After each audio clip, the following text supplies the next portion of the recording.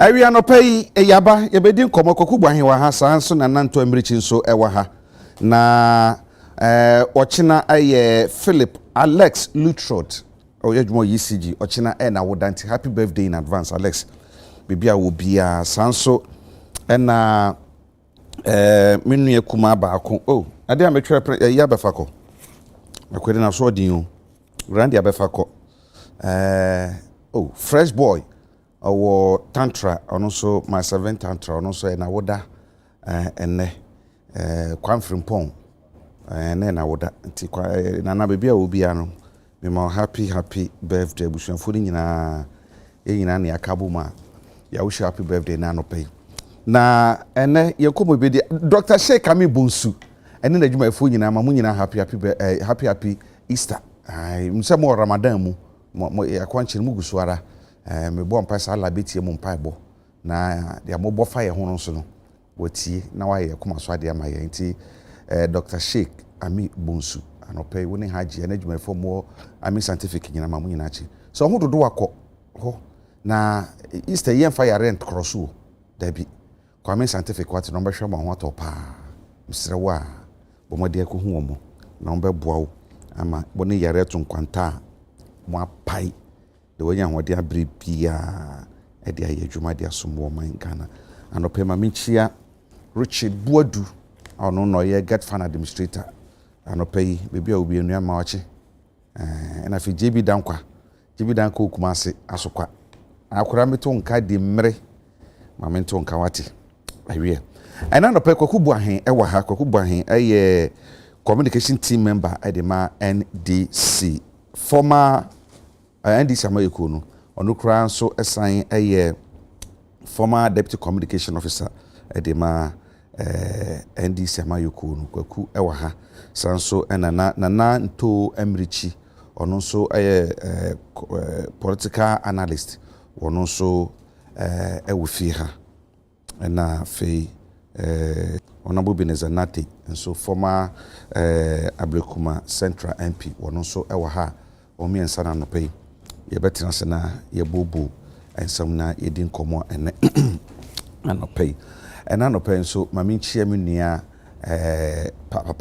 paparazzi kumase anopay mi chia pa na fi brother man opay mi chia pa na dolphin na bibia obi anopay michia wofata oye kadila awo bekwara na about bomu dosu nipa ne de kumasfo nyina mcheche mu nyina na fe bantama parliament house from mcheche mu nyina chairman ne wo maka nyina na fe akua aka kawuro tikibab onimu ye papa o ma manage kumase pa hona amasapo kuma jesi anope ne beka bi enfa me ho say you go say over wo su go kwakwa ba ye bra bibia boko de na me atone de radiance akadi aka omo ayede omo na so omo nsa no betumi aye na omo de aboaye na yatumi akoye nem nana to akwaba bibia boko de radiance mimbo wa manyehu ubejezo amanyaba won say anye mi hamu manye o say mimbo amanye mimbo amanye o de ya kana ne baso so ona wa kwa ba eja yes sir to yo ten mi yojugba dromo to wo mi hu yo ten na kano wanda nywashi na kano wanda nywashi ngene ngani je chele wo na kan afie ya ne ba na ni abone kan say afie ya ne ba ni na wo ye tuojolem da kan ke fali da kan ke walemi kono wana shika on kafita wana shika kafita ke shika be ye nyobia enti anope gama cha no mpagifo nyina mamu nyina afihia pa menim se bibia be koso boko na ya hwe anyway ye hye nko hwehwe na se we de Ghana Revenue Authority yen nyina yenim nsem akoso wo ho na Reverend Amisha Dai ne mra so esosoko amanfo press conference amanfo kasafa ho ankrankrekuku awdo na esoko ene ho nsem bebre ejanya bawie ama sisi kase Reverend Amisha Dai ye ni se wonko na ye de obi ababesi na nan ye do ni pafoforo ababesi na no kra no oyoba ye pese bi hu ni din Julie isiam won na ababesi na nan na board no so ye dissolve headed by Jesse ye anusu ye dissolve board no Dr. Tin Jesse na resign yo no resign or resign da ben Zenda and no resign ra ni wono he so I resign kwa the board no ECG board no anu ye Kelly Gajekpo okay Kelly Gajekpo no resign no but Tin Jesse so resign enti or resign no esi etumi hwe ne di ho komo na ye hwe se GR wo ho no ne ma ekoso GR hu ni nyina no so sampanyfo no mu nim na ban nim sa harassment Dr. Bamiako kan wasem no na ban nim sa harassment bi wo ho all realistic target ye say wo set man ho as GR no aban nim so all realistic target na GR set the man ho for so be na aban ye omunti aban ka ho hwe ye ba ne se na se bri na ehun sam bebre bi di ho komo na ye fan toto ye wura Khalid Gajekpo so ono as board chairman my ECG no ono so watwe ne ho what does it tell us efa enyama hode ho samsam ho ye hwe na ye nisa enkomo na ene anopai na ma me hye se fan so what say Reverend Amisha Dai ekọ na ye ho nwa yo Jacob na ma me nchia wo anopai na me nchia me nuanu ma me nu ahia ene ahwefo ene etiefo nyina na me mfa wo free so nchia owura Kate a owo Inchi, the CEO of our Win Susu Enterprise, Racket Anope Michiao. Jacob unim say Nyame Adoma Ochina na President Akufo-Addo obenya 80 years. Way. Yeah, pa. And in the history of Ghana, no, he is the oldest person. Yadi 2 minutes share and says he president in 2016. Now he will go down as the worst president Ghana has ever had because and only the West that we can yes, President Akufo-Addo will go down as the worst president Ghana have ever had in the history of Ghana because so we share the way na memunity na Bibia say he's the worst. He has supervised corruption. He has supervised arrogancy. He has supervised chop. He has supervised doomso without anybody telling us anything. And on top of it, he has been able to borrow more than any president waba omangane na na tu pa kire se man pe na do Akufo-Addo beti na banjwa so se man pe ni wonye bibia Ghana nya so fa so niema waya Ghana fo enya so mfa so no won kama yehu won kama yehu man pe enya bibia pati se ade we na me so na man pe ni ba ya wabe se bia man pe ni oba ni niema o ye nyina ye niema enye you to me single out one on policies are odia benyina nanso wo ho policies are odia benyina nanso wo ho na watu mirika bebre nanso no ni mirika na no tu na ye nyina edi mirika di na chi ni anim say amonam na ode enko akoto na se policy bia ni why shisha as human institution as say nipa no bibia no ye 100% correct and from so beba nanso kakra be wo ho eno so he has gone down as the worst president. All institutions a woman ha is not working, including ahimfo institutions.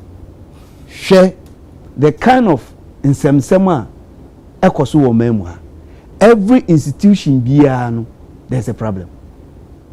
State institutions ni nyina there's a problem. And if you are a president na umreso sa niema we nyina akoso a na o presidency na wudi no bisa hu se ekoyi ya na enkoyi hwɛ GRA nsɛm yi a aba bɛtogwe yɛn bi sɛ ɛho si ɔno ankasa ne vice president ɛyɛ Alhaji Mahmood Bawumia. He has distanced himself from the president.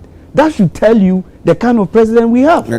Distance no wo kwan beso. O say niema ekoso ni nyina no. Ono no de oni to me say onfanye bribia. Na emon eye president. Nti corruption sem eko nyina no eye president. Amanfo adi sika gu one day ma ocho on love letters nyina eye president.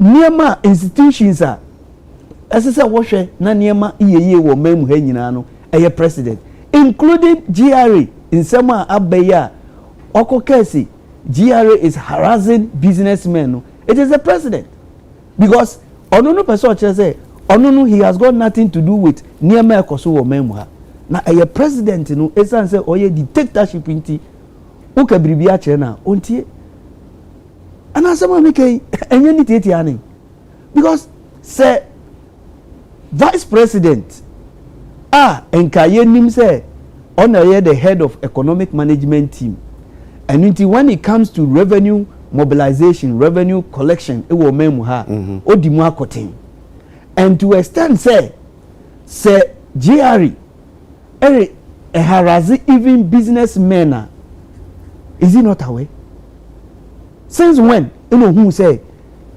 businessmen are being harassed by GRE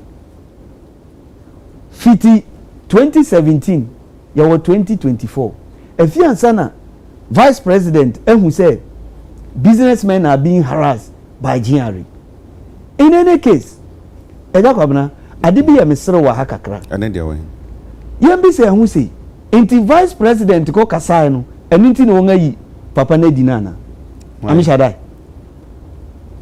vice president ankasa di anko wonyi na di unim say yina wo yi na di no papa ni munankasa wakoso financial loss to the state then why are they cost financial what him say for the past 3 years in here ne oko pension he is under contract no krata e kire say wonga man contract nti onye na dwuma no krata no ni bi no no ne mfom so na enye ono ne mfom so a vice wako cabinet meeting a wondi hu nkomo bia baabi a yen revenue collections efiba eye GRE one boss no yentumi man no contract nti dachi bi obi betumi asori akasa etia they didn't talk about it. Sometimes you ask yourself, what kind of leaders do we have in our country? Because say adeno efatime mufunwa they don't care, but when it concerns only them, then you see every step will be a it will go in their favor. They will do it. The president has been able to make sure say niema or no penal as I said timemufu ye man nemo yen dede as I saw ye sometimes o sorry na hu nsema ekoso o memu ha na o ra ho say o ye Ghana ni na o ra ho because o bisa hu say to me no wo se wo de mamofra ye ntumi ye wo de ama opanyin anka opanyin kasa na anka fie nyina adwo bibia wo fie so ho ya hye okura na ho betumi adwo enso papa yi ahwe na fedi finimu hura na ehura mansu no aya hyew ama se wo konom kura nhwe a ebetumi asa wo nsu no nyina enso ote ho na onkasa enti they are trying to tell us to say now Bawumia is taking over gradually until when Bawumia speaks what the be adwuma when Bawumia say papa we esan dwumadi o yenti yenyi nadi no ye be nadi for 7 years 8 years imuni ewoyi efiansa na mba be ka kire Ghana fu say papa no sa na o harassing crofo ni niema bi o ye na nkoyie nti efe ne dissolve board no is it not an agenda? They want to tell us say president no oti ho no Radi Yesu Kristo ejakobra unim say tori bia wo ye niema bi a wo feel say Ghana fu nyina ye mofra nti sabe ya ndwi na mu nnoye nti ni wo pe bia no wo be ka kire na ya jedi na ya gina so ni akase any vice president de oba or the number si form na niema bi say waye eye nada ejakobra eye nada sana ohunu no it is all lies woni ferry share president won or some be called down as the worst president what unifua onti. He's going to go down as the worst president. Ne onu ankasa ne nkrofo a wa pa won say onu won bebu man what unifua onti because afutu bebre amanfo dia ma president no sankofa mu even 20% nka omanga na yebeko na anim. But they say onu no pese o kire say sabi wanyi. And of course when you see almost any appointees in na wa appoint won. Nti say all the assembly ba no pa no tie. And so what does that have to do with Amishadai ko name mami or na Amishadai ko kwei mu say Amishadai wanyi mami na amokofa ne ba wadi fian you dey mean yet you are 36 or 61 years even what is so 60 years in pa dom level no wadi fian na wo pa mum you see sometimes no yema politics no idi anim kan inti ade panel say ye no ye nhwe nye nemo ye be ye political way na fede aginsem bribia ya ye wo mamu ha bia ye the politics abata ho ama say oman no eresei okay it is a even district assemblies politicians wo ho won fa ni di bia amahemfo simply because of a president na appoint one and they are looking at the posture of the president no and once what the assembly ho it is a wo lori kwa nye na wo ka che MC ya o se wo sika fa beye okay se wo suku dan na so atu na wo ka kire MC bia o se wan kasa kope usika na fa koye na me da se won ama politics no edi won anim kan ama obi amfo obi anya hwe de da se na me da se honorable yenhwe owura mi shadai yi yesi wa ye adwuma 2 years with that contract say yampa say yampa dintina esese ye ne say yampa nso a apart from no no bi eno ebetuama na ye na adwuma no anya ma ne tena se upon all these 2 years ebio openi no meet the target abribia meet my target that means adwuma no nimu ye nti na watumi ya meeting target abribia no nti what might be the reason ti ye dey ka say wonko na odipa foforo emra na ka say mi say Dr. Bawumia kan okokan ni nti na ye yi na firi o se na be look as if say Dr. Bawumia de ekoso na nye ho nti okan ye na no atumi adwuma minti yamfa owura kaligaje kodie no so embata ho kakra afa ECG sem a nti watwe ne ho free as boss chairman ana me da se ma me fa akwanya we so na menchia menwa mompenefo amenemo a any me former constituents na no ya me constituent why kwaku anti wo MP ni say obegu me kwa aso ma me oguru obo me gate ni za the make na me no mo no ogu any omo mo hwe nyina and in fact eja ma me mbo ma baso for Ghana month no mo se mo di ni pa honestly se me hwe mo na pa bia I pre-assume say nyama mo de agu enim nyina na artificial seriously na kama mba ha ne ma me hu pa dia ene so me ban so no me ka no so enti olu so ene on say Ghana man is we o cha good Friday wo batale so de kwa ka o betu bi batale so egwe o mankene mi di bia chepa enti me mankene pe na me ko ena YouTube na me da ko gu so Nsrokra ena on say ene up to Monday. Yeah, share Easter. Yeah, sure. Yen Orthodox churches no. You say Passion Week. Until the Last Supper. Yeah. Yesu Christo. And then in for no better than say Judas say ni mine. Or chanso a Good Friday. Then the Holy Saturday and then the Resurrection Sunday.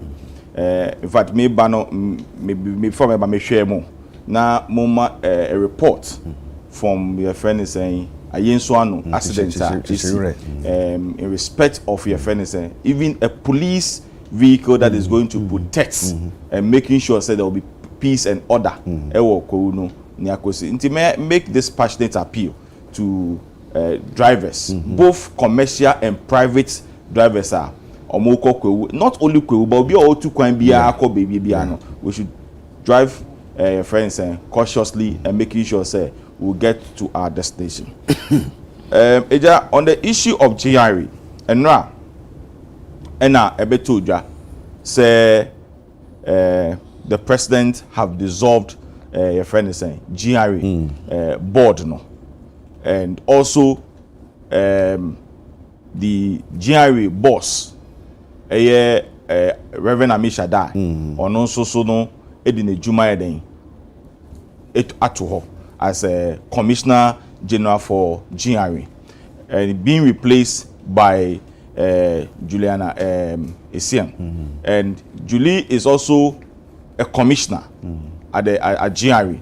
Also, GRA, your commissioner taxes, your commissioner revenue, they have about 4 or 5 commissioners. Yeah. And but the overall boss, no, the commissioner general. Yeah. She's part and parcel of the commission. When you talk about the hierarchy of the GRA, no, she's part of it. Okay. So she has been relieved of her post to a higher position to be a friend is saying the main boss for GRA. And also no, being informed say the board no and so no your dissolving board no yet constituted. I don't know if by now the board has been constituted, but for now no, what I have the information Mimi say to say she is the friend is saying the acting GRA boss, awaiting a final approval from the president. Now what as acting, she can also do her work. There's no way Mimi say Abrana, the flag bearer of our party, and the vice president, a friend is saying, GI for no, and no, friend is industrialization for commerce and industry for no. There's no way I may say or can't say, or be GI boss. He never said that. So I'm so much surprised. Say, Nanabe to me, Atina Haka say, based on what he said, and intino, and now, yeah, dissolving GRA. It isn't the first time a board or an institute ye obiedi, and that's Yakacho obi so for Ojuma to her. Recently, there are ministers and deputy ministers who were released from their posts. Can you also say because a friend is saying the vice president, okay, how we can restructure country, you know? Does he also be allowed to say because of that, you know, yeah, ministers and deputy ministers, Anna? Sometimes, I mean, when we are doing a friend is saying education to people, we have to speak in. Yes, we are doing politics, though. I understand. Maybe we want to catalyze on it to get a political point. But the fact of the matter is that because people want to be educated, no, sometimes you have to speak to facts. There's no way I'm a vice president because of what is going on in, and now I had an opportunity to listen to Chamber of Commerce on Penny back on one of their sister stations, and he was talking about the things vice president Ebeshia Omono Ekaye and issues of Momu raise as a result of on some of Mobisa vice president. No, that's what they admitted here.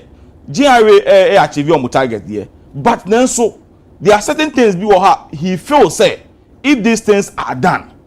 A bit me on several occasions I have questioned reasons GRA for because obi say oh Konakot na a friend is a restaurant be now obi be to I have had experience before.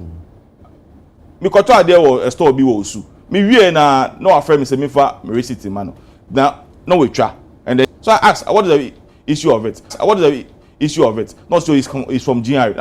But if you are from GRA, whatever I have bought here on multi-tax, on here all those, I have to go and ask for all those things. It's because the system of the system. But how can we ensure, say, we'll be able to put a proper system in place whereby people will not take advantage, say, or mudoji taxes? Yen should be sa harassment I can once a me. I shall come as a 4 to 2 shop because of Sadia ni see yeniti. Emma asante hima and a original so one thing I say Emma ne men huna manisa into share so munko bibi shop. Abanante na vice ni ho. Secondly, Greater Accra also at the two shop mu. Because of this same so-called harassment and I say fancy harassment and no soon to on some to two shop mu. I'm a gamanche and a original and mom to two. Sabre no so abayan who vice who asabre no action bi wan ke betumi take action sabre na ka se da bi se Kumasi adwadefo to shop mu Accra for so to shop mu ni nyama bi nhye dan koyi na ya tena se ya man bedu sabre na yes ye papa no so bi question say e vice asam no kokan no na ye pese ye man look as if say bia na asam no kan ye no ma obi an so no wotumi se enti no waka oye obi kasa na any soka obi obe kasa bi amene ni pa kunu nyaadwe. Okay. Because it has nothing to do with the advice. Generally, for what I know and what I even in Greater Accra there, I'm not privileged to Ashanti region. But with Greater Accra there, most of the shops are omukotu in Greater Accra. These big shops. Let me give you one example. And now me to bibi mo me to cement mo bi. In fact, as I'm speaking with the person living in my house to take the check. The panel to cement no. Or in say or pay a VAT receipt. Receipt and the pakuno so the man no so enye a VAT receipt. No besides me besides the pakuno I don't only VAT receipt. Or say me ma of VAT receipt meaning that the price of the cement no ebe cost so. I mean, it doesn't matter. Me na me to amade. Say cement from Gasem and Kasa 98 cedis. Now the mommy 120. I know I'm paying tax on it. So these are some of the things that imagine for call most of these big the likes of the Kuala, Melcom and all those things, and most of their big shops were closed down because most of these shops are refusing. Say a friend is saying, "Oh, I'm bet you tax," and how can government get you to run the country? Unauthorized. So if you are refusing to pay tax and the person comes and get the money, no, they see no air con and GRFO sell for me to ensure say, "Ube to me the actual tax no." Let me come and make sure say the right thing is being done. So I'll lock yours. And you see, when GIA call lucky shops, most of these shops in Accra, big ones, no, GIA was able to raise money. If they have not locked the shop, they will not come and pay. Why should it be so? Why should the GIA even come?